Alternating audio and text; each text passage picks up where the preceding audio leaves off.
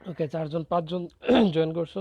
তো একটা কাজ করো, যারা জয়েন করছো লাইভের লিঙ্কটা একটু কপি করে হচ্ছে মেসেঞ্জার গ্রুপটা দিয়ে দাও, বলো যে ক্লাস শুরু হয়েছে, সবাই যেন জয়েন করে। সাউন্ড কি আসতেছে না? আমি কথা বলতেছিলাম না তখন, এখন কথা বলতেছি। হোপফুলি এখন সাউন্ড আসতেছে। সো কাজ করো, সেটা হচ্ছে লাইভের লিঙ্কটা কপি করে মেসেঞ্জার গ্রুপটায় দাও, বলো যে ক্লাস শুরু হয়েছে, সবাই যেন জয়েন করে। আর এখন কথা শোনা যাচ্ছে কিনা, ঠিক মতো দেখা যাচ্ছে কিনা, একটু কমেন্ট করে জানাও।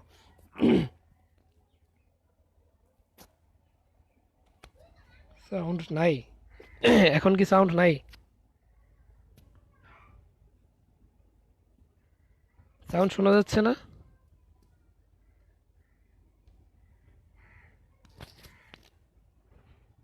হ্যালো? ক্লিয়ার? আচ্ছা, সাউন্ড ক্লিয়ার, ঠিক আছে।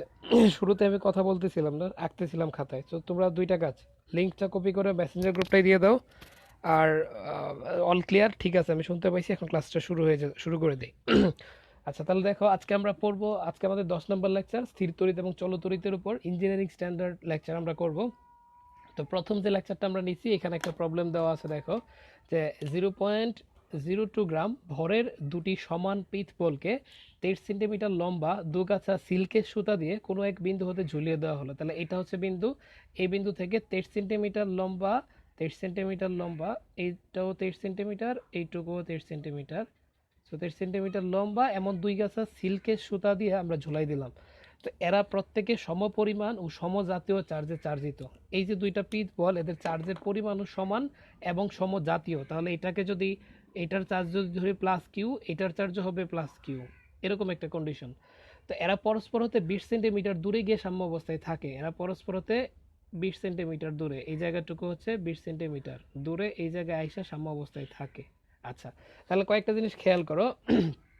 এদের প্রত্যেকে সমপরিমাণ চার্জ আছে, এটাতে যদি প্লাস কিউ থাকে এটাতেও প্লাস কিউ, এবং সমজাতীয় চার্জ, তার মানে এটা প্লাস হলে এটাও প্লাস। আমরা জানি সমধর্মী চার্জ পরস্পরকে কি করবে, বিকর্ষণ করবে। তাহলে এই চার্জটাকে এই চার্জটা বিকর্ষণ করে, এদিকে বিকর্ষণ করে, এটাকে এদিকে বিকর্ষণ করে। কিন্তু এটা দেখো সাম্য অবস্থায় কিন্তু নাই এই সুতাটা।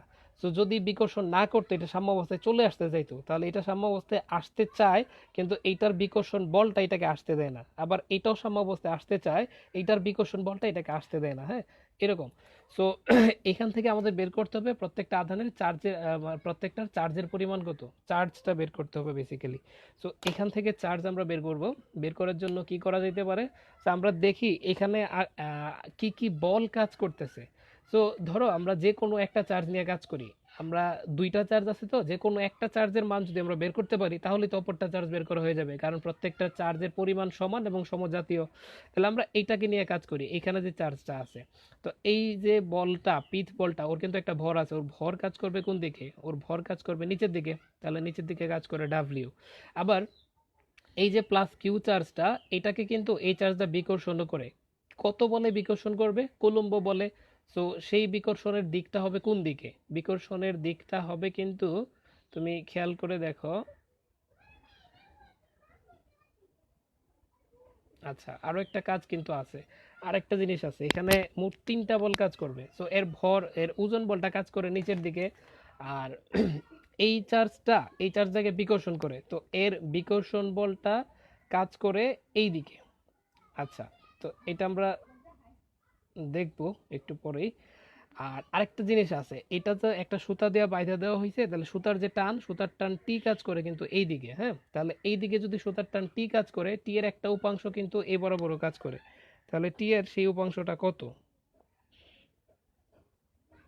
আচ্ছা, তাহলে এখানে যদি বস্তুটা ঝুলন্ত অবস্থায় থাকে এই বিন্দু থেকে, তাহলে সুতার টান টিটা কিন্তু এই এই দিকে কাজ করবে। তাহলে টি এর একটা উপাংশ এই বরাবর কাজ করবে না, সেই উপাংশের মানটা কত আমরা যদি বের করতে চাই, আমরা এমনিতে এখন কিন্তু বের করতে পারবো না, তবে একটা কাজ করে নিতে হবে। সেই কাজটা কি আমি একটু দেখাচ্ছি, দাঁড়াও। আচ্ছা, তাহলে আমরা একটা কাজ করি, আমরা আহ, একটা কোণ নির্ণয় করে ফেলি। ধরো এই, এটা কিন্তু টি2 না, এটা হচ্ছে সুতার টান টি। আর এইটা এই 23 সেন্টিমিটার বুঝাইছিলাম, এইটুকুর দৈর্ঘ্য ছিল 23 সেন্টিমিটার। তাহলে সুতার টান টি কাজ করতেছে উপরের দিকে, আমরা বের করতে চাই টি এর একটা উপাংশ এই দিকে কাজ করে, সেই উপাংশটা কত। তো যদি এই মধ্যবর্তী কোণটাকে আমরা থিটা ধরি, তাহলে এই দিকে এই উপাংশটা হবে কি, টি কস থিটা। যদি আমরা সুতার টান টি এর কতটুকু উপাংশ এই বরাবর কাজ করে, কোন বরাবর? নিচের দিকে তো ওজন কাজ করে, উপরের দিকে একটা বল কাজ করে। তো আমরা ধরে নিলাম এই কোণটা হচ্ছে থিটা, তাহলে এই কোণটা যদি থিটা হয় তাহলে টি এর এই বরাবর উপাংশটা কত হবে? টি কস থিটা। এখন থিটার ভ্যালু কত আমরা কিন্তু জানি না, সো থিটার ভ্যালুটা আমরা বের করব। বের করার জন্য আমরা একটা কাজ করতে পারি, সেটা হচ্ছে আমরা থিটার ভ্যালু জানি না, কিন্তু আমরা চাইলে এই মানটা কিন্তু আমরা খুব ইজিলি বের করতে পারি। সো এই কোণটুকুকে আমরা ধরলাম হচ্ছে আলফা। তাহলে দেখো খেয়াল করে, এই এই মানটুকু কত আমরা জানি না, কিন্তু এইটুকু কত আমরা কিন্তু জানবো। এই জায়গাটুকুর মান কত আমরা জানবো। এই টোটালটা হচ্ছে 20 সেন্টিমিটার, তাহলে এইটুকু, এটা ঠিক অর্ধেকে আঁকছি কিন্তু এটার, তাহলে এই অর্ধেকটুকু কত হবে? 10 সেন্টিমিটার না? তাহলে এই জায়গাটুকু, আচ্ছা আমরা একটা কাজ করি, এটার নাম দিলাম ও বিন্দু, এটাকে বললাম এ বিন্দু, এটা বি বিন্দু, এটা হচ্ছে সি বিন্দু। হ্যাঁ, তাহলে দেখো এখন কিন্তু সহজ হয়ে যাবে। এই বিন্দুটা কি? সি বিন্দু। তাহলে এখান থেকে দেখো আমরা লিখতে পারি না যে বিসির ভ্যালুটা আসলে 10 সেন্টিমিটার? বিসির ভ্যালুটা হবে 10 সেন্টিমিটার। কেন? কারণ এ বির দূরত্ব যদি হয় 20 সেন্টিমিটার, তাহলে বিসির দূরত্ব কত হবে? 10 সেন্টিমিটার। আর এইটা আমরা জানি ও বি, ও বির ভ্যালুটা আমরা জানি 23 সেন্টিমিটার, প্রশ্নেই বলে দিছে 23 সেন্টিমিটার লম্বা সুতা দিয়ে ঝুলাই দেওয়া হয়েছে, তার মানে আমরা জানি ও বি। তাহলে O B is equal to 23 centimetre. আচ্ছা, তো এখান থেকে আমরা কিন্তু চাইলে আলফাটা বের করতে পারি। এই কোণটা হচ্ছে আলফা, খেয়াল করো। তাহলে আমরা যদি এটা কোণ হয়, এটা লম্ব, এটা ভূমি, এটা অতিভুজ, তাহলে আমরা কজ আলফা নিব। তাহলে cos alpha is equal to cos theta মানে কি? ভূমি বাই অতিভুজ। তাহলে কজ আলফা সমান ভূমি, তোমার কোণের বিপরীতটা হয় লম্ব, 90 ডিগ্রি বিপরীত হয় অতিভুজ, তাহলে এটা হচ্ছে ভূমি। তাহলে ভূমি বাই অতিভুজ যদি আমরা করি, তাহলে ভূমি হচ্ছে 10, অতিভুজ হচ্ছে এটা, এটার ভ্যালু হচ্ছে 23। সো আমরা এখান থেকে আলফার একটা মান পাবো। তাহলে alpha is equal to cos inverse 10/23। এটা ক্যালকুলেটর চাপলে কত আসে? কজ ইনভার্স 10/23, এর ভ্যালুটা আসতেছে হচ্ছে এরকম 64.23। আচ্ছা, তাহলে আলফার ভ্যালুটা যদি 63.23 হয়, তাহলে থিটার ভ্যালুটা কত বলো তো ভাইয়া? এই টোটাল কোণটা তো 90 ডিগ্রি, তাহলে আলফাটা যদি বাদ দিয়ে দিই তাহলেই তো থিটা পাবো, তাই না? 90 থেকে তাহলে বাদ দিয়ে দেবো কি 64 পয়েন্ট এটা, তাহলে আমরা পাবো 25.7। তাহলে থিটার ভ্যালুটা, এই যে থিটার ভ্যালুটা আমরা পাচ্ছি কত? তাহলে মানে থিটা ইজ ইকুয়াল টু হচ্ছে 90 minus alpha is equal to 25.77। তাহলে থিটার ভ্যালু পেয়ে গেলাম। এখন আমরা যেটা করছি, এই বিন্দুতে আমরা দেখতেছি যে এই বিন্দুতে বল কাজ করতেছে কয়েকটা। কি কি বল? এই বিন্দুতে কাজ করতেছে ওজন নিচের দিকে, এই দিকে একটা সুতার টান টি আছে, সুতার টান টি এর একটা উপাংশ টি কস থিটা কাজ করতেছে এই বরাবর। এটা যদি টি হয় তাহলে এই দিকে কতটুকু উপাংশ কাজ করবে? টি কস থিটা। আর থিটার ভ্যালুটা আমরা ক্যালকুলেশন করে বের করে নিলাম। তো আমাদের টার্গেট কি? আমাদের টার্গেট হচ্ছে এখান থেকে চার্জের পরিমাণ বের করা। তো চার্জের পরিমাণ বের করতে চাইলে আমরা কিভাবে বের করতে পারবো? এখানে আরেকটা বল বাকি রয়ে গেল আমাদের। তাহলে এই দিকে ডাব্লিউ কাজ করে, এই দিকে কাজ করে টি কস থিটা। আর এই যে চার্জটা, এই চার্জটাকে এই চার্জটা কি করবে? বিকর্ষণ করবে। বিকর্ষণের দিকটা কোন দিকে হবে? বিকর্ষণের দিক এই দিকে হবে। যদি এটার সাপেক্ষে চিন্তা করি যে এই চার্জটা এটাকে কোন দিকে বিকর্ষণ করে? এই দিকে বিকর্ষণ করবে। আচ্ছা, তো এখন এখান থেকে আমরা চার্জটা পাবো কিভাবে? চার্জটা পাওয়ার জন্য, হ্যাঁ 25.77। আচ্ছা, তো এই চার্জের ভ্যালুটা পাওয়ার জন্য আমাদেরকে কি করা লাগবে? কুলম্বের সূত্র প্রয়োগ করা লাগবে। সো কুলম্বের সূত্র আমরা প্রয়োগ করলেই কিন্তু এবার আমরা হচ্ছে তোমার এর ভ্যালুটা পেয়ে যাব। আচ্ছা, তো এখন খেয়াল করে দেখো, এই ডাব্লিউ নিচের দিকে, টি কোস থিটা উপরের দিকে, আর এফ ই মানে কুলম্বের বল, কুলম্ব বলটা এই দিকে ধরতে পারি, এই দিকে ধরতে পারি, অসুবিধা নাই।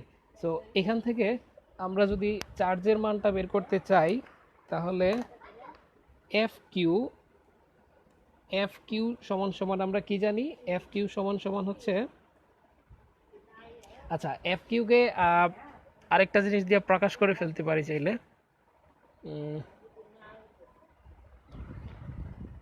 F Q is equal to, যদি সূত্রটা লিখি, লেখা যাবে 1/4 pi epsilon naught Q one Q two by Q one Q two by D square. আর এইখানে, এখানে টি কস থিটা আর ডাব্লিউ তো পাইছি, তাহলে এইটাকে ক্যালকুলেশন করে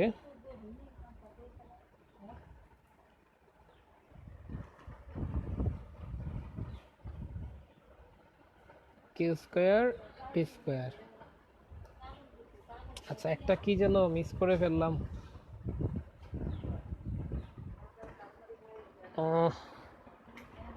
মেসেজ দিতেছে কি? আচ্ছা, তাহলে এইখান থেকে এখন ডাব্লিউ জানি, টি কস থিটা জানি, আর আমাদের দরকার হচ্ছে কিউ। তাহলে কিউ হচ্ছে এই কুলম্বের সূত্রে বসাইলে পাবো, কিন্তু সূত্রে বসাবো কিউ পায়ে।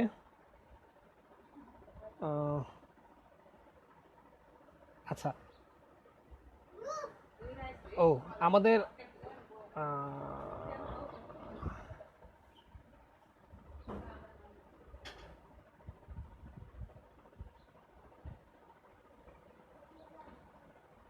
আচ্ছা, আমাদের এই টি কস থিটা দিয়ে খুব বেশি কাজ নাই। আমরা যদি থিটা ভ্যালু বের করছি, ঠিক আছে, টি কস থিটা এই উপাংশটা হবে টি কস থিটা, এই দিকে একটা উপাংশ থাকবে না, এই উপাংশটা কি হবে টি সাইন থিটা, এই দিকের উপাংশটা হবে টি সাইন থিটা। আর এই যে চার্জটা এটাকে বিকর্ষণ করতেছে কোন দিকে, এই দিকে এফ কিউ বলে। তাহলে খেয়াল করে দেখো, এই দিকে কাজ করে টি কস থিটা, এই দিকে কাজ করে ডাব্লিউ, এই দিকে কাজ করে কুলম্ব বল, এই দিকে কাজ করে টি সাইন থিটা, এই উপাংশটা হচ্ছে টি সাইন থিটা। বুঝছো কিনা এই জায়গাটা? আমি আবার একটু এখানে আইকা দেখাচ্ছি, দেখো। তাহলে ডাব্লিউ কাজ করে কোন দিকে? ডাব্লিউ কাজ করে নিচের দিকে। টি কস থিটা কাজ করে উপরের দিকে। এফ কিউ মানে কুলম্ব বল কাজ করে এই দিকে, আর টি সাইন থিটা কাজ করে এই দিকে। এটা হোপফুলি সবাই বুঝছো। সো যদি এটা বুঝে যাও, এখন দেখো এখানে আমরা যদি লিখি যে T sine theta divided by T cos theta, এখানে খেয়াল করে দেখো ভেক্টরের লব্ধির সূত্র অনুযায়ী টি কস থিটা যদি এই দিকে কাজ করে, এই দিকে যদি ডাব্লিউ কাজ করে, আবার কি বলা দেখো, এই পিথ বলটা এটা কিন্তু এখান থেকে সরে না, ও এই জায়গায় স্থির থাকে। তার মানে কি, ওই লব্ধি আলটিমেটলি জিরো। তাহলে যদি ওর লব্ধি জিরো হয়, তাহলে টি কস থিটা উপরের দিকে কাজ করে, ডাব্লিউ নিচের দিকে কাজ করে। তার মানে টি কস থিটাকে কন্ট্রোল করে ডাব্লিউ, তার মানে ডাব্লিউ ইজ ইকুয়াল টু হচ্ছে টি কস থিটা। আবার এটাকে, এই টি এর একটা উপাংশ এই দিকে আছে, এটা হচ্ছে টি সাইন থিটা, আর এটাকে কন্ট্রোল করে কে? এফ কিউটা, কুলম্বের বলটা এইদিকে বল প্রয়োগ করে। তার মানে F Q is equal to লিখতে পারি টি সাইন থিটা।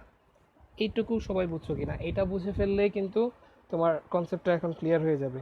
টি এর মান বের করতে হবে নাকি, টি এর মান না কিউর মান বের করতে হবে, টি কাটাকাটি চলে যাবে, টি লাগবে না। দেখো এই জায়গাটুকু বুঝছো কিনা, আমি আরেকবার একটু বোঝানোর চেষ্টা করি। দেখো এই চার্জটা নিয়ে আমরা কাজ করতেছি, এই চার্জের ওজন নিচের দিকে কাজ করবে ডাব্লিউ, এই চার্জটাকে, এই চার্জটা কি করবে? বিকর্ষণ করবে কোন দিকে? এই দিকে বিকর্ষণ করবে। তাহলে কুলম্ব বলের দিকটা হবে কোন দিকে? এই দিকে। এফ কিউ দিয়ে প্রকাশ করছি, এফ সি দিয়ে প্রকাশ করে, এফ ই দিয়ে প্রকাশ করে, তোমার ইচ্ছা করতে পারো, অসুবিধা নাই। আচ্ছা, তাহলে আমি এফ কি দিয়ে প্রকাশ করছি, এটা দিয়ে বোঝাচ্ছি কুলম্বের বল। তাহলে এই চার্জটাকে কি করবে? বিকর্ষণ করবে কোন দিকে? এই দিকে। আর এই যে সুতাটা এখানে ঝোলানো আছে এখান থেকে, তাহলে ঝুলন বিন্দুর দিকে সুতার টান টি কাজ করবে। তাহলে সুতার টান টি এর এই কোণটা যদি আমরা থিটা ধরে নেই, তাহলে সুতার টান টি এর এই উপাংশটা হবে টি কস থিটা, এই উপাংশটা হবে টি সাইন থিটা। হ্যাঁ, তাহলে এখন খেয়াল করো, এই যে এই জায়গায় চলে আসো। তাহলে টি কস থিটা উপরের দিকে কাজ করে, নিচের দিকে কাজ করে ডাব্লিউ। এফ কিউ মানে কুলম্বের বল কাজ করে এইদিকে কাজ করে টি সাইন থিটা। আলটিমেটলি এটার কোনো স্মরণ হয় না, এটা এই জায়গায় স্থির থাকে। তার মানে কি, ডাব্লিউ ইজ ইকুয়াল টু হবে টি কস থিটা, এই টি কস থিটাকে কন্ট্রোল করে ডাব্লিউ, কুলম্বের বলকে কন্ট্রোল করে টি সাইন থিটা। তাহলে এখন যদি আমরা T sine theta by T cos theta লিখি, তাহলে টি সাইন থিটা মানে কি? F Q. T cos theta মানে কি? টি কস থিটা হচ্ছে ডাব্লিউ। তাহলে দেখো এই পাশে টি টি কাটা গেলে চলে থাকবে হচ্ছে টেন থিটা, আর এইদিকে কি থাকবে? এফ কিউ মানে কুলম্ব বল। সো কুলম্ব বলের পরিবর্তে আমরা লিখতে পারবো 1/4 epsilon not into Q one Q two. বলে দিছে দুইটা চার্জের মান সমান, তাহলে কিউ ইন্টু কিউ মানে কিউ স্কোয়ার হয়ে যাবে, ডিভাইডেড বাই ডি স্কোয়ার। নিচে থাকলো ডাব্লিউ, ডাব্লিউ মানে কি? M G. তো ডাব্লিউ হচ্ছে এম জি, এগুলোর ভরও দেওয়া আছে 0.02। 0.02 হচ্ছে গ্রামে, তুমি কেজিতে নিয়ে প্রকাশ করলে কি 10⁻³ দিয়ে প্রকাশ করা লাগবে, ইন্টু হচ্ছে জি অভিকর্ষ ত্বরণ। সো এইখানে দেখো এখন কিন্তু আমরা সব কিছু জানি, শুধু কিউটা বাদে। কিউ কিন্তু এখন এখান থেকে ক্যালকুলেশন করলেই কিউটা কিন্তু বের হয়ে আসবে। তাহলে টেন থিটা, থিটার ভ্যালু তো আগেই বের করে রাখছি, 1025.77 বসাবা, 1/4 9 ইন্টু 10⁹ বসাই দিবা। কিউ স্কোয়ারটা শুধু জানি না, ডি স্কোয়ারও জানি, চার দুইটা মধ্যবর্তী দূরত্ব হচ্ছে ডি স্কোয়ার 20 সেন্টিমিটার, এটাকে মিটারে নিয়ে বসাবা। তারপরে হচ্ছে নিচের ভ্যালুগুলো তো বসানোই আছে। সো এখান থেকে তুমি কিন্তু এখন কিউ বাদে সব কিছু জানো।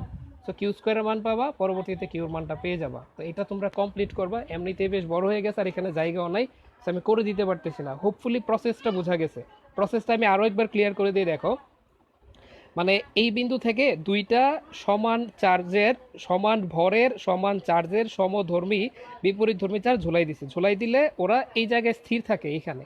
তো যদি নর্মালি একটা ঝুলাইতাম তাহলে কি হইতো, এইখানে থাকতো না, কিন্তু ও এখানে সোজা চলে আসতো, সাম্যাবস্থায় চলে আসতো। তো এদিকেও একটা ঝুলাই দেওয়ার কারণে এটার চার্জ প্লাস কিউ, এটার চার্জ প্লাস কিউ, এইটা এটাকে বিকর্ষণ করে, এইটাও এটাকে বিকর্ষণ করে। আলটিমেটলি এরা এখানে আসতে পারে না, এই জায়গায় স্থির থাকে। তো এই জায়গায় যদি স্থির থাকে তাহলে যে কোনো একটা চার্জের মান বের করতে পারলে অপরটার মান বের করে যাবে, কারণ দুইটা চার্জ একই রকম। সো আমরা এইটা নিয়ে কাজ করছি, এটার ওজন ডাব্লিউ কাজ করছে নিচের দিকে, সুতার টান টি কাজ করছে এইদিকে, কুলম্ব বল এইটাকে এটা বিকর্ষণ করছে এইদিকে। তাহলে সুতার টান টি এর একটা উপাংশ বের করছি টি কস থিটা, একটা উপাংশ বের করছি T sine theta. T cos থিটাকে কন্ট্রোল করছে ডাব্লিউ, টি সাইন থিটাকে কন্ট্রোল করছে কুলম্ব বল। So W is equal to T cos theta, Coulomb বল is equal to T sine theta. So আমরা T sine theta by T cos theta করলাম। করার পরে এখন দেখো মান বসাই দিলেই শুধু এখান থেকে কিউর মানটা অজানা থাকে, বাকি সব কিন্তু বের হয়ে আসে। সেটা তোমরা বের করবা ক্যালকুলেশন করে যে কিউর ভ্যালুটা আলটিমেটলি কত আসে। আচ্ছা, তাহলে গেল আমাদের 1 নাম্বার কনসেপ্ট। একটু মানে আগের যে কনসেপ্টটা এটা কিন্তু বেশ কঠিন বলা যায়, বেশ কঠিন একটা কনসেপ্ট। ইউজুয়ালি তোমার ইঞ্জিনিয়ারিং স্ট্যান্ডার্ড কনসেপ্ট, এটা থেকে কিন্তু সৃজনশীল আসতে পারে। তোমার এইচএসসি বোর্ড পরীক্ষা এবারই হয়তো সৃজনশীল চলে আসতে পারে কোনো না কোনো বোর্ডে। হ্যাঁ, আচ্ছা, গেল 1 নাম্বারটা। এবার আমরা দেখি 2 নাম্বার প্রবলেম। তো 2 নাম্বার যে প্রবলেমটা দেওয়া 20 মাইক্রোফ্যারাডে এবং 18 মাইক্রোফ্যারাডের দুইটা ধারককে শ্রেণী সমবায়ে যুক্ত করছে। তো শ্রেণী সমবায়ে বা শ্রেণী সংযোগে কিন্তু একটা জিনিস সেম থাকে, শ্রেণী সংযোগে চার্জ একই থাকে কিন্তু। তো যুক্ত করার পরে 300 ভোল্ট বিভব পার্থক্য দেওয়া হয়েছে, ধারকগুলোর চার্জের মান বের করতে হবে, বিভব এবং সঞ্চিত শক্তি নির্ণয় করতে হবে। আচ্ছা, তাহলে আমরা একটা একটা করে আগাই। তো এখানে 12 মাইক্রোকুলম্ব 18 মাইক্রোকুলম্বের দুইটা চার্জ শ্রেণী সংযোগে যুক্ত। তাহলে শ্রেণী সংযোগে থাকলে ধারকত্বের বেলায় শ্রেণী সংযোগে থাকলে এইভাবে বের করতে হয় 1/C1 + 1/C2, এগুলো তোমরা জানো। তাহলে CS যদি লিখি 1 এটার ভ্যালু বসাই দিলাম 12 প্লাস এটার ভ্যালু 18 ইনভার্স 1। সো ক্যালকুলেশন করবা, ক্যালকুলেশন করলে আমরা কত পাবো, এটা ক্যালকুলেশনটা করো 12 প্লাস 1/18 ইনভার্স 1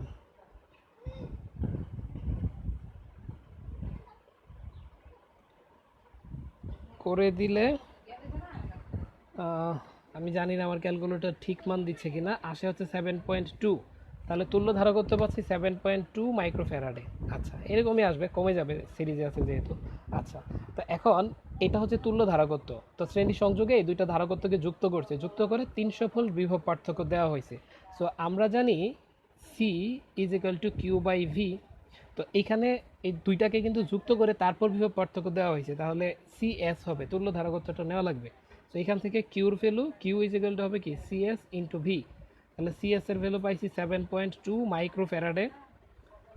তাহলে মাইক্রোফ্যারাডেকে ফ্যারাডেতে আনতে হলে 10⁻⁻⁶, ভি হচ্ছে 300 ভোল্ট, তাহলে 300। তাহলে ইজ ইকুয়াল টু ক্যালকুলেটর চাপলে আমরা হচ্ছে চার্জের মান পেয়ে যাব 7.2 ইন্টু 10⁻⁻6 ইন্টু হচ্ছে 300। তো ক্যালকুলেটর চাপলে আমরা পাবো এরকম 2.16 ইন্টু 10⁻³ কুলম্ব। এটা হচ্ছে চার্জের পরিমাণ। তো প্রতিটারই দুইটা ধারকত্বেরই চার্জের পরিমাণ কিন্তু এটা হবে, কারণ শ্রেণী সংযোগে চার্জ কিন্তু একই থাকে। হ্যাঁ, তাহলে চার্জের পরিমাণ পাইছি, একটা বের করা হয়ে গেল। বিভব, শ্রেণী সংযোগে চার্জ কিন্তু একই থাকে কিন্তু বিভব কিন্তু একই থাকে না। তাহলে প্রত্যেকটার আলাদা আলাদা বিভব যদি বের করতে চাই ওই ফর্মুলা এটাই। তাহলে আমরা C1 সমান কিউ বাই ভি এরকম লিখতে পারবো। তাহলে এখান থেকে যদি বিভব বের করতে চাই তাহলে বিভব মানে প্রথমটার জন্য যদি বের করি V1 ধরলাম, V1, তাহলে V1 is equal two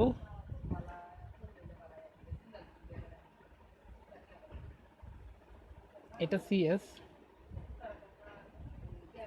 V1 is equal to Q ভ্যালুটা আমরা পাইছি 2.16 ইন্টু 10⁻³ ডিভাইডেড বাই CS যেটা পাইছি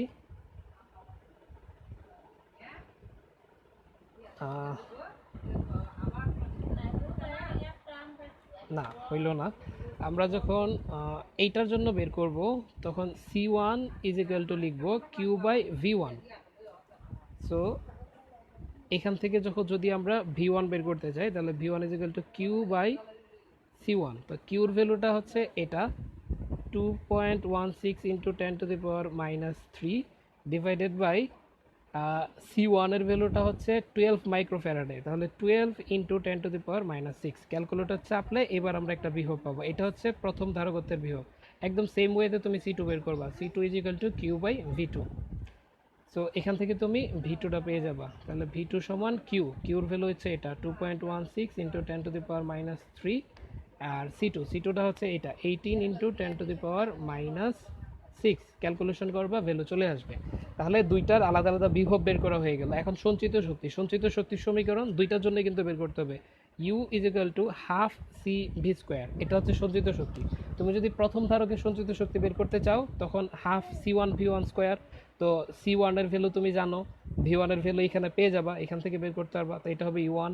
দ্বিতীয়টার জন্য যদি বের করো হাফ C2V2²। সো C2 এর ভ্যালু তুমি জানো 18 মাইক্রোফ্যারাডে বসাই দিবা, V2টা এখান থেকে যেটা বের হবে সেটা বসাবা। বসাই দিলে কিন্তু এতে সঞ্চিত শক্তি পেয়ে যাবা। সঞ্চিত শক্তির একক হবে জুল। তো এটা এখান থেকে কমপ্লিট করবা। হ্যাঁ, তোমাদের আনসার দেখতে পাইতেছি 7.2, 180, 120, এগুলা আচ্ছা যত আসে, এখানে যত আসে বসাই দিবা। বসাই দিলে তুমি বাকিটুকু নিজে নিজে করে ফেলবা। এখানে আমি প্রসেসটা বলে দিলাম, আনসারগুলো বসায়া পরবর্তীতে সঞ্চিত শক্তি এটারও বের করে ফেলবা। তো গেল কনসেপ্ট 2। তারপর হচ্ছে 3 নাম্বার কনসেপ্ট। 3 নাম্বার কনসেপ্ট হচ্ছে এখানে একটা ত্রিভুজ দেওয়া, এটা একটা সমবাহু ত্রিভুজ বলা, এবিসি সমবাহু ত্রিভুজে ডি বিন্দুতে প্রাবল্য চার্জের মান না, তাড়াহুড়া করতে গিয়ে হয়েছে প্রাবল্য ও বিভবের মান নির্ণয় করতে হবে। তাহলে এখানে দুইটা অঙ্ক বেসিক্যালি, একবার প্রাবল্য বের করো, একবার বিভব বের করো। তো প্রাবল্য বিভব বের করা সহজ, কঠিন কিছু না। তাহলে আমরা প্রথমে প্রাবল্য বের করি। তাহলে এই বিন্দুতে প্রাবল্য বের করতে হবে, আর এটা সমবাহু ত্রিভুজ। তাহলে এই বাহুটার দৈর্ঘ্য তো 1 সেন্টিমিটার, তাহলে এইটুকুও 1 সেন্টিমিটার, এইটুকুও 1 সেন্টিমিটার, তাহলে এইটুকুও 1 সেন্টিমিটার। তাহলে শুধু এইটুকু কত? শুধু এইটুকু হচ্ছে 0.5 সেন্টিমিটার। আচ্ছা, তো এইবার বের করতে হবে এই বিন্দুতে আমাদের প্রাবল্য কত। সো প্রাবল্য, এখানে একটা চার্জ, এখানে একটা চার্জ, এখানে একটা চার্জ, তিনটা চার্জের জন্য আমরা কিন্তু তিনটা প্রাবল্য পাবো। তাহলে আমরা প্রথমে এ বিন্দুস্থ চার্জের জন্য বের করি। এ বিন্দুস্থ চার্জের জন্য প্রাবল্য যেটা বের করব, এটার নাম দিলাম ধরো ই এ। তাহলে ই এ ইজ ইকুয়াল টু কি হবে 1/4πε0 কিউ ডিভাইডেড বাই r² বা d², দূরত্ব r দিয়ে বোঝায়। তাহলে 9 ইন্টু 10⁹ ইন্টু কিউ হচ্ছে এখানে চার্জের মান হচ্ছে 2, তাহলে বসাই দেবো 2 r²। এই দূরত্বটুকু কত আমরা জানি না, কিন্তু দেখো আমরা কিন্তু এইটুকু জানি, এইটুকু হচ্ছে 1 সেন্টিমিটার, এইটুকু হচ্ছে 0.5। তাহলে এটা কত বের করা যাবে না? এটা একটা সমকোণী ত্রিভুজ। তাহলে এটা যদি একটা সমকোণী ত্রিভুজ হয় তাহলে এটা অতিভুজ, এটা ভূমি, এটা লম্ব। তাহলে এখান থেকে আমরা এটা ভ্যালু বের করতে পারবো।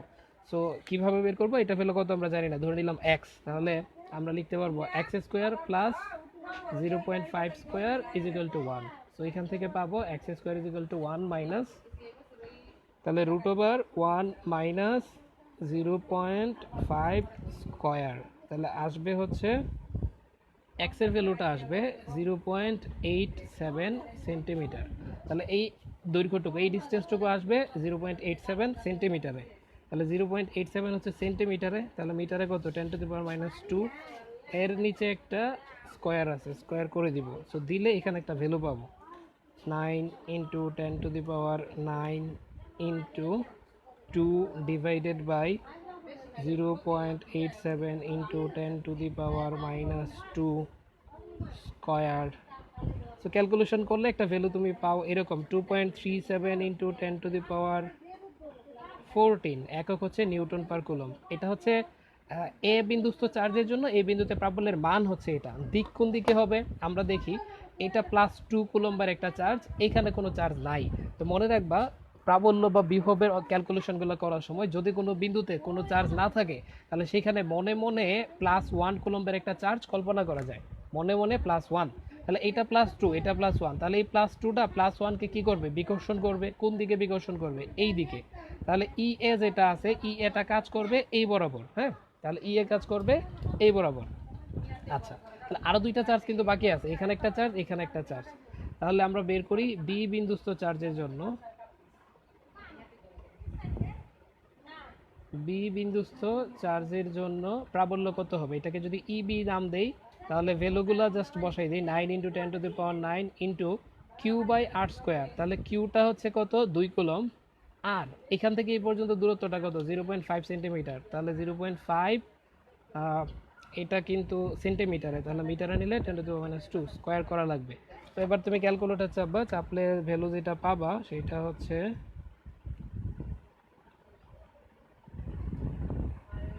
এইটা আসবে 7.2 × 10⁻14 নিউটন পার কুলম। এটা হচ্ছে কি বি বিন্দুস্থ চার্জের জন্য। তো এটাও কত, +2। তাহলে +2টা +1কে কি করবে, বিকর্ষণ করবে কোন দিকে, এই দিকে। তাহলে ই বি এর দিকটা হবে কোন দিকে, এই দিকে। আচ্ছা, তাহলে আবার সি বিন্দুস্থ চার্জের জন্য প্রাবল্য কত হবে, তুমি ক্যালকুলেশন করে বের করো, এই মানটাই আসবে 7.2 × 10⁻14 নিউটন পার কুলম্বে আসবে। কিভাবে আমি বলে দিলাম, কারণ চার্জের মানও 2, এই দূরত্বটাও কিন্তু এইটুকু 0.5 সেন্টিমিটার, এইটুকু 0.5 সেন্টিমিটার, সো ভ্যালুটা এটাই আসবে। আর এইটার দিক কেমন হবে দেখো, এটা +2 কুলম, এখানে কিছু নাই মানে মনে মনে +1। সো এই প্লাস চার্জ দাগে এই প্লাস চার্জ দাও, বিকর্ষণ করবে, বিকর্ষণের দিক হবে এই দিকে। এই দিকটা কাজ করবে হচ্ছে ইসি। এখন দেখো এখানে তিনটা প্রাবল্য আমরা পাইছি, একটা প্রাবল্য এই বরাবর কাজ করে, একটা প্রাবল্য এই বরাবর, একটা প্রাবল্য এই বরাবর। এখন ইবি আর ইসি তুমি ভেক্টরের, এখন তোমাকে লব্ধি প্রাবল্যটা বের করতে হবে। সো লব্ধি প্রাবল্য কিভাবে বের করবা, দেখো দুইটা দুইটা করে করো। তাহলে ইসি কাজ করে এইদিকে, ইবি কাজ করে এইদিকে। তাহলে ইসি কাজ করে, ইবি কাজ করে এই বরাবর, আর ইসি কাজ করে কোন বরাবর, এই বরাবর।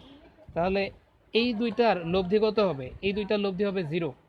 এই দুইটার লব্ধি 0 হয়ে যাবে, কেন, কারণ দুইটা পরস্পর বিপরীত দিকে কাজ করে। তো বিপরীত দিকে কাজ করলে আমরা তাদের লব্ধি কি জানি, এটা ইসি।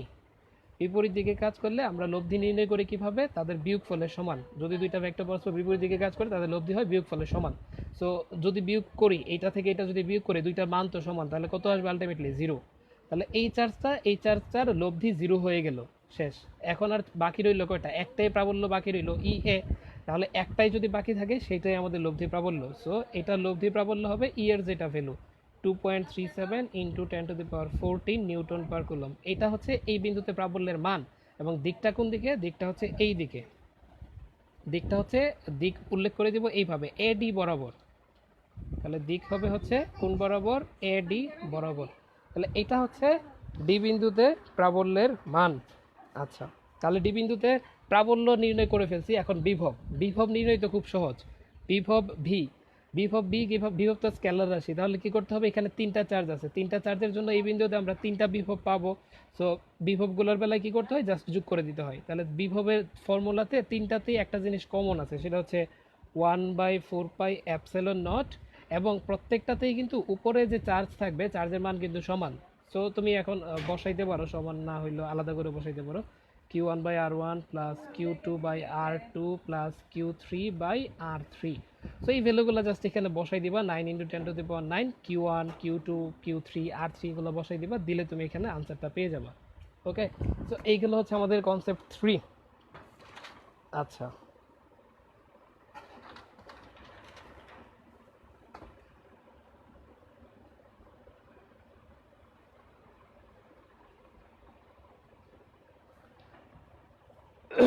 তারপরে আছে হচ্ছে 4 নম্বর কনসেপ্ট, 6 গ্রাম পার সিসি ঘনত্বের 12 গ্রাম পদার্থকে 10 মিটার লম্বা তার বানানো হলো। যদি পদার্থের আপেক্ষিক রোধ এত ওহম মিটার হয়, তারটির রোধ কত। তা আপেক্ষিক রোধের একটা কনসেপ্ট আমরা জানি এরকম, যে আপেক্ষিক রোধ রো ইজ ইকুয়াল টু আর। আচ্ছা সরি, আমার একটা কলার ছিল, দিক উল্লেখ না করলে নাম্বার কাটবে। হ্যাঁ কাটবে, নাম্বার কাটবে, কারণ প্রাবল্য একটা ভেক্টর রাশি। মোকসেদা তোমার উত্তর দিচ্ছি, প্রাবল্য একটা ভেক্টর রাশি, ভেক্টর রাশি বেলায় অবশ্যই দিক উল্লেখ করতে হবে। সরি, আমার একটা কলার ছিল। আচ্ছা, সো এটার বেলায় আমাদের আপেক্ষিক রোধের formula rho is equal to R A by L. তাহলে এখান থেকে যদি আর বের করতে চাই, তাহলে আর ইজ ইকুয়াল টু কী লিখবো, আর ইজ ইকুয়াল টু হবে রো এল বাই এ। এখন কয়েকটা জিনিসের মান এখানে আমরা জানি না। রো এর মান এখানে আছে 2 × 10⁻⁻8 ওহম মিটার, এটা বলে দেওয়া আছে। আর দৈর্ঘ্য দেওয়া এল দেওয়া আছে 10 মিটার, কিন্তু এ দেওয়া নাই। এ না দেওয়া থাকলে এখানে কিছু ইনফরমেশন দেওয়া, এগুলো থেকে এ বের করা যাবে। তো দেখো আমরা এরকম একটা সূত্র জানি কিনা, যে ভর ইজ ইকুয়াল টু ঘনত্ব ইন্টু আয়তন, এটা কিন্তু আমরা জানি। আচ্ছা, সো এটা যদি জানি, এখান থেকে আমরা ভি ইজ ইকুয়াল টু কি লিখতে পারবো, এম বাই রো। আর ভি এর ভি মানে আয়তন, আয়তন আবার কি, ক্ষেত্রফল ইন্টু দৈর্ঘ্য লেখা যায় না, ক্ষেত্রফল ইন্টু দৈর্ঘ্য মানে হচ্ছে আয়তন। আয়তন হচ্ছে দৈর্ঘ্য ইন্টু প্রস্থ ইন্টু উচ্চতা। তাহলে প্রস্থ ইন্টু উচ্চতা থেকে ধরো ক্ষেত্রফল পাইলাম আর দৈর্ঘ্য, তাহলে ক্ষেত্রফল ইন্টু দৈর্ঘ্য ইজ ইকুয়াল টু লিখতে পারবো এম বাই রো। তাহলে এখান থেকে এ ইজ ইকুয়াল টু লিখতে পারবো এম বাই রো এল। তাহলে এম এর ভ্যালু বসাই দাও, এম এর ভ্যালু ভর দেওয়া আছে 12 গ্রাম, তাহলে বসাই দিলাম 12ই। রো হচ্ছে 6 গ্রাম পার সিসি, তাহলে 6 ইন্টু এলটা হচ্ছে 10 মিটার, 10। তো এখন বলতে পারো এটা গ্রামে, এটা গ্রাম পা কেন, কারণ এটা গ্রামে, ভরটা গ্রামে, ঘনত্বটা গ্রাম পার সিসিতে। সো এই কারণে আমি দুইটাকেই হচ্ছে চেঞ্জ করি নাই, চেঞ্জ করলে ওই একই আনসার আসতো আলটিমেটলি। সো এখান থেকে তুমি হচ্ছে ক্ষেত্রফলটা পেয়ে যাবা, ক্ষেত্রফল পাবা হচ্ছে কত, 12/60 করে দিলে পাবা 12/60, তুমি পাবা হচ্ছে 0.2। তাহলে ক্ষেত্রফল হচ্ছে আসবে 0.2। তাহলে ক্ষেত্রফল এ ইজ ইকুয়াল টু তুমি পাবা 0.2 মিটার স্কোয়ার। হোপফুলি সবাই বুঝছো। আমরা ভর ইজ ইকুয়াল টু জানি ঘনত্ব ইন্টু আয়তন, সেখান থেকে আয়তন ইজ ইকুয়াল টু ভর বাই ঘনত্ব, আয়তনের ভাঙছি ক্ষেত্রফল ইন্টু দৈর্ঘ্য দিয়া, দৈর্ঘ্যটা এখানে দেওয়া আছে। সো দৈর্ঘ্যের ভ্যালু বসাইছি, ক্ষেত্রফল বের হয়ে আসছে 0.2। সো এবার তুমি মানগুলো পেয়ে যাবা। এটা ঘনত্ব, সো ঘনত্ব বসাবা, দৈর্ঘ্য বসাবা, ক্ষেত্রফল বসাবা, বসাই দিলে তুমি আনসারটা পেয়ে যাবা। হ্যাঁ, ওকে। সো গেল আমাদের 4 নম্বর কনসেপ্ট। তারপর হচ্ছে 5 নম্বরটা, হুইলস্টোন ব্রিজে 4টা বাহুতে 9, 12, 6, 12 এরকম রোধযুক্ত আছে। চতুর্থ বাহুতে কত মানের রোধযুক্ত করলে বৃষ্টির সাম্য অবস্থায় আসবে, এরকম অঙ্ক বইয়ে হুবহু করে দেওয়া আছে। এগুলো তোমরা পারো, এরপরে একটু দেখবা। এটা আমি এখন সলভ করে দিচ্ছি না, ক্লাসটা বেশ লম্বা হয়ে যাবে, কারণ আরও কয়েকটা কনসেপ্ট আমাদের বাকি আছে। সো এটা তোমরা করবা। এরপরেও যদি না পারো, এগুলো ইঞ্জিনিয়ারিং স্টুডেন্ট মানে এগুলো পারা উচিত। সো এরপরেও যদি না পারো কেউ আমাকে বললো, আমি বুঝাই দেবো। আচ্ছা, তারপরে আমরা দুইটা সার্কিট সলভ করব। দুইটা সার্কিট সলভ করলে আজকের মতো আমাদের ক্লাসটা শেষ হয়ে যাবে। আচ্ছা, তো এইখানে আমি একটা সার্কিট নিয়ে রাখছি, দেখো এই ধরনের সার্কিট ইঞ্জিনিয়ারিংয়ে আসে। তো এখানে অনেকগুলো রোধ আছে, এরকম অসীম পর্যন্ত রোধ, প্রত্যেকটা রোধের মান হচ্ছে 6। তুল্য রোধ কত, তো এগুলোর বেলায় তুল্য রোধ কত তুমি জানো না, তাহলে তুমি ধরে নিবা যে তুল্য রোধ হচ্ছে এক্স, মানে এই টোটাল রোধটা হচ্ছে এক্স। তাহলে এই টোটাল রোধটা যদি এক্স হয়, এটা কত পর্যন্ত, একদম অসীম পর্যন্ত না। তাহলে এই অসীমটা থেকে আমরা যদি এই জায়গাটুকু বাদও দেই, খুব বেশি কিন্তু কমবে না। এই জায়গাটুকু মানে এইটুকু আমরা কেটে নিলাম, অসীম থেকে এইটুকু কেটে নিলাম, আর এই টোটালটার রোধ, তুল্য রোধ তো এক্স। তাহলে এইখান থেকে শুরু করে এইটুকু যদি বাদও দিয়ে অসীম থেকে, তেমন কিছু কিন্তু কমবে না। অসীম পর্যন্ত মানে কি, এইরকম আরও অসংখ্য রোধ এখানে আছে। সো এই টোটালটার তুল্য রোধ এক্স। তো এটাকে আমি এইভাবে লিখি, এখন দেখো সার্কিটটাকে।